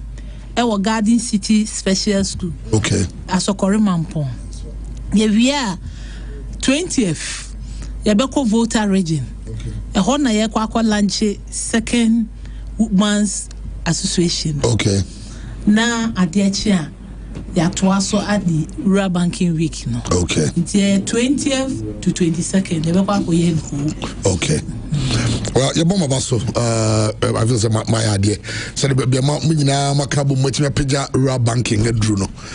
O se bomba baso and said the mekan no ya branch na baba wa na odi wani so ahwe rural bank so say all the okwa is we hwan kra odi uni bi kra okwa so enye bank bi odu ya her account no ske woman zani asra chero no aha eti best 30 seconds because when some guys will be anka bank one them there program no kra time no be so up home baby eti be 30 seconds briefly now what can we about your bank yes start Asokore Rural Bank me that say Asokore Rural Bank e bank a yenchi ewo Asokore efijase na yedi juma bebre said the medi kan no the universal banks in ye no yes ye bibia your current account susu account fixed deposit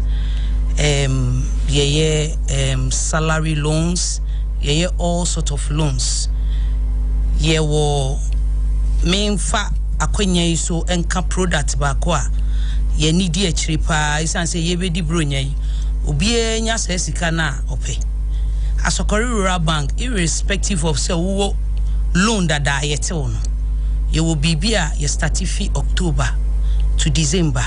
Ye the mass salary earners. Sa loan we no, say wo loan no, uni loan no to me beje. Na de wo money say, ojia yenti wo, yenti bibia kopim say next year. Eti yebe start at usika na. Is that afi? Aje say January. Okay. Because ye the mouth say ye share ahuhenya ye wom bro nya ya. Okay. Obi enyeska school for call ye nche into usika kra still usika no. 30 seconds. 30 seconds. Obi amra ye ton ye shares so. 10 pesos. Okay. Bosomtwe Rural Bank. Yeah, so ye kese mo continency. You could have 12 branches e we Kumasi. Okay. Said you can products ni nyina ye bi.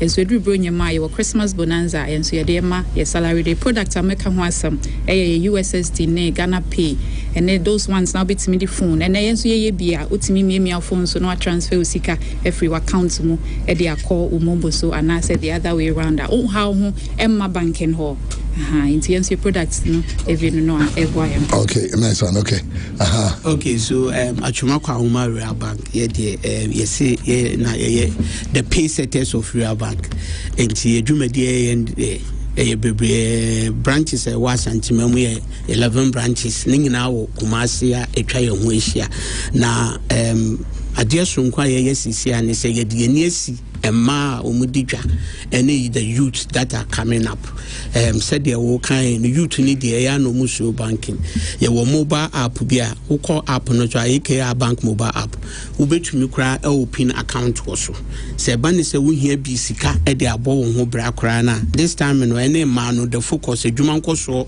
product na de aba no se wo ni sika kra bank no beji ato ho ana se japade bi kra wo di besi wa bank no behwe wo dwuma wo die no so na ya ma obesia wa bra yenji bibia ye den entuo enti we des no se uba atwuma kwa Rural Bank yenso ye besom ye customers o mutie medio munim se sompa de ye som o dada bada kwanya aba ho ne se wu ni hwe kura mpo a wodi besi ho se we na mehwe so kura de age besi a wo ba ye ne ubedi nkomo na ya hwe so na ya boa. Okay, all right, Governor J.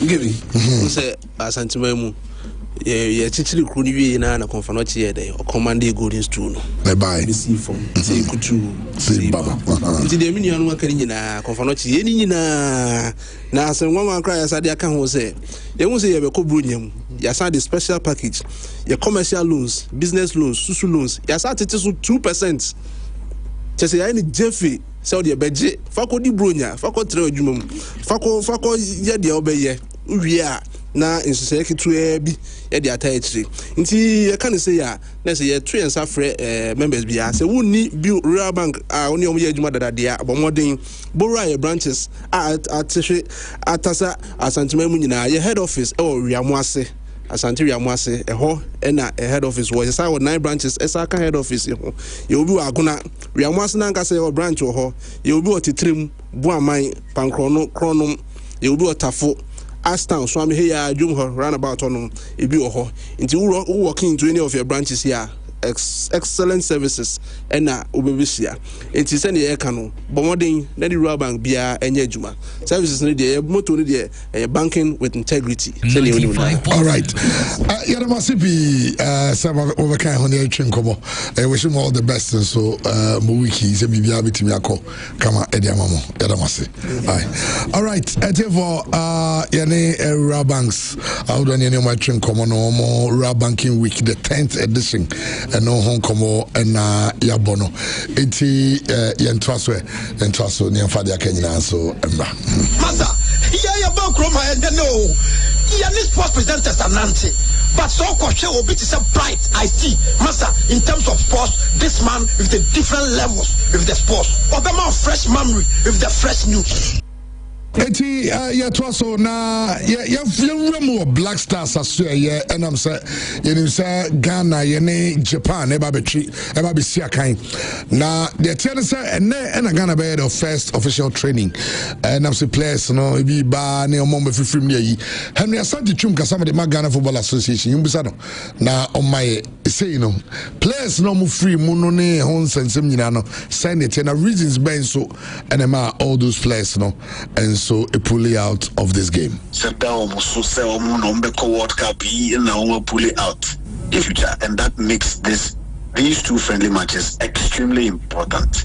But Memphis all the players one after the other because me this year I say must spread it in front of me the medical report of all the players. Elisha Usu has too much to say boy, or dress away match against Central African Republic or Morocco. Accra Comoros one dressing. The Bobo or Morocco straight away and on the club send the email say Elisha has been playing through the pain barrier. Times they even have to inject. Because of that, the game against Comoros, the coaches decided that he will not be part of the team. As a result of that, knowing Elisha's problem, yen in a club Oxe and decided say this will be a good time to leave him for him to rest. Do Fatau Ishahaku overload management. Fatau stayed out for 7 months.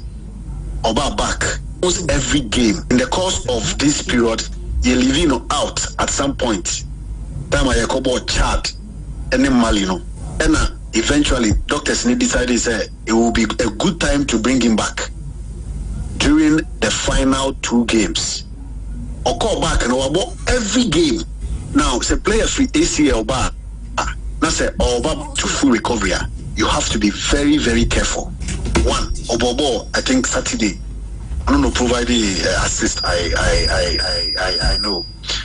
And your boy no hopping onto a flight and he flies very far distance to Asia.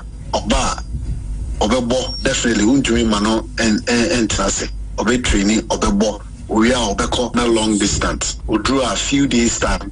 You will have a game you will play. Such tight schedules is always not good for players who have stayed out for a long period of time, especially due to an anterior crucial ligament injury. Or injury spell 2 matches or Mobi. Thomas issue is similar to Elisha Ush. Alexander Jiku since I really Komoro, they can allow him to come, but Oba the first 3 days it means is that any Japan match won't be more. So why would you let a player travel from Russia to Japan just to play 1 game? We decided to leave him out.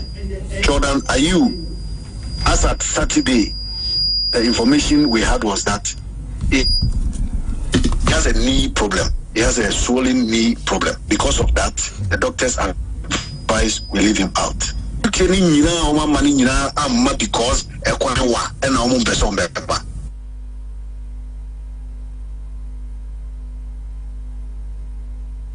Ania Henry Auchichimu and some by Bisu place no man on person beba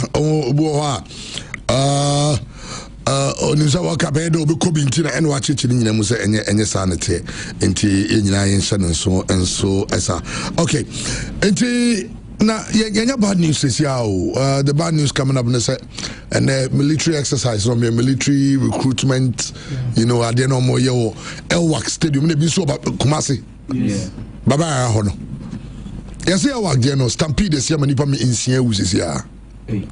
Nipensia 6. Chairman, Ghana forces for no the press release about. Confirm say Assisa nipa 6 plus a man for monso injured. Enti bi nso aprepra ebia omo condition e kra anye enti mpaye na ye boss ebia numbers ni increase na ebegina sesua. That's the bad news. But Chairman, I don't know, say, ubetimi. This is the release from Ghana Armed Forces.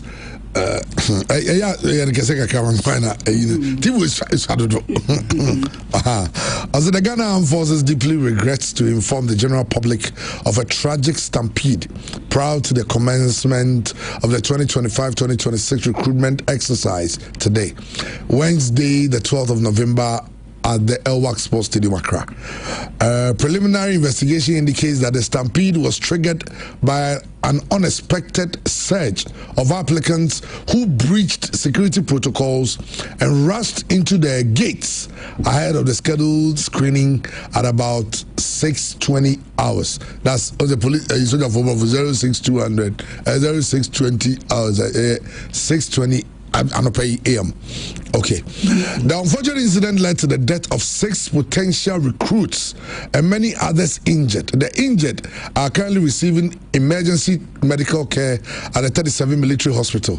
Ghana Armed Forces assures the general public that medical teams are working tirelessly to stabilize affected individuals. Meanwhile, arrangements are being made to notify the families of the deceased. The Ghana Armed Forces extends its deepest condolences to the families of the deceased and wishes a swift recovery to those injured. Further updates will be communicated. Veronica Anshaw Ahione, Captain, Ghana Navy, Acting Director General in Public Relations. Now when you know, the Biamas can say, oh, you're Ghana penny, now we are. Now do tea, now they are showed, they look and say, me, we do my ramo. I'm ranting in Maba woman, ya bro, you go so just so don't pro. A Juma no more pie, Omuni Jumaye. No clue, no. Nagasabin Predias, Obitua bribe.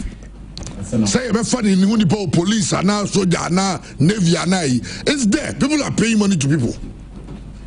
Because they need jobs. The youth want to get jobs. I get phone calls every day. Sometimes I wish I had a job. I'm employed in Kofosa. Maybe I don't go to your class in me. Also, the Juma the entire on 10 you go for the amount for SBI way in a still hour. Say, your dream was a man who could Tenefia. They didn't in Mabedi Day. And now the crew in Mabedi Day. Imagine, say, if the youth had jobs and Ewa Gaima. You Baba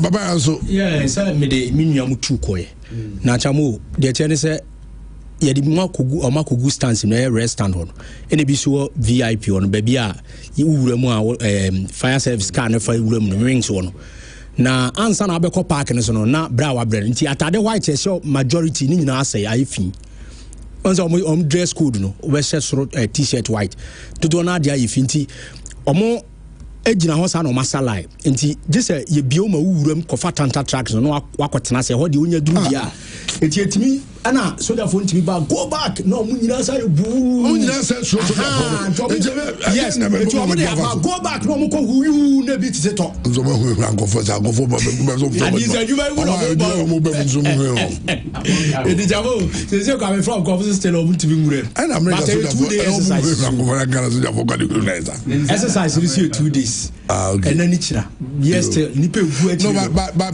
best Ghana Armed Forces senka omo ebia we dey ebia baby but going forward next day ebia no omo pe ebia amon for be register so me team tell kusnaye so you register and ebia omo ten ebia 1 week omo nya nipa ebia 1000 and I register some beba they can say ebia 200 for the first day 200 or 300 for the first day 300 for the second day no mind say you know register and you will be prompted to be time also over.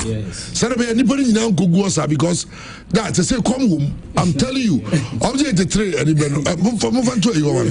Come on, TikTok page. What you say?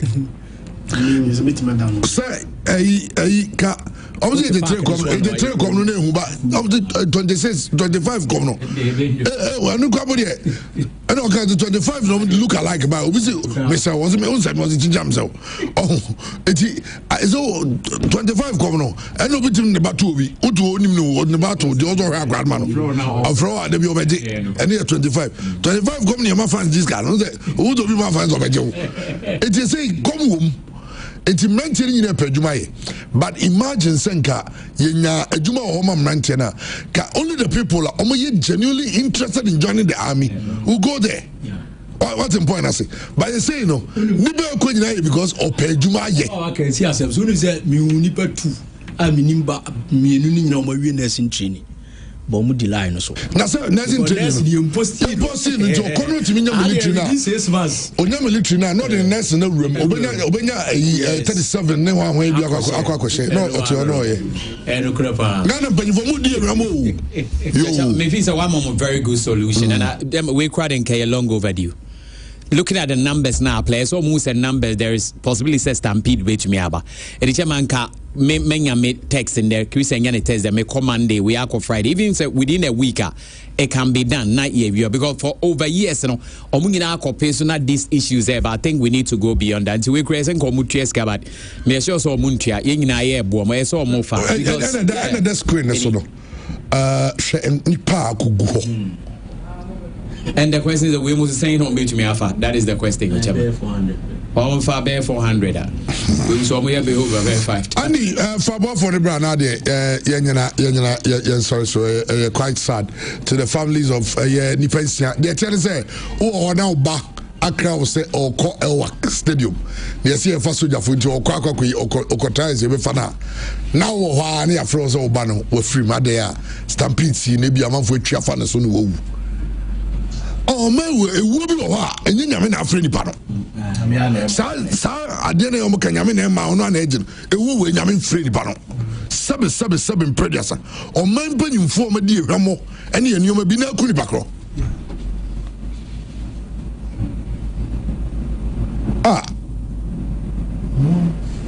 There was a smoke. America, I go from Sudan, America, Ghana, or America, a whole continent, America, Africa, you know.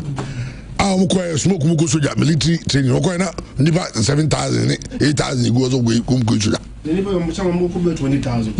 What you say? If I bet 1,000, we 1,000. It's just any idea. Because I am a yapa. Nipa no more would yapa. I have the precious Ghanaian lives, young. Because didn't know McCoy.